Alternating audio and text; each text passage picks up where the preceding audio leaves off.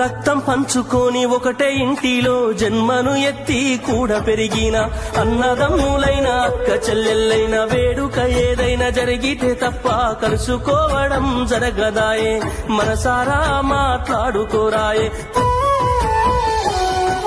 భోజనాలకు గంట ముందు వచ్చి పని ఏదో ఉందన్న సాకుతోటి మొక్కువడిగా భోజనం అయిన వెంటనే ఉంటామంటూ వెళ్లిపోవుడాయే కనతల్లిదండ్రులను పలకరించే తీరిక లేని సంపాదనాయే కనతల్లిదండ్రులను పలకరించే తీరిక లేని సంపాదనాయే ఆనాటి ప్రేమలు ఏమాయరో బంధాలు బంధుత్వమెటుబాయరా డబ్బు బంధాలే మిగిలేనురో మనుషులే దూరమయ్యేనురా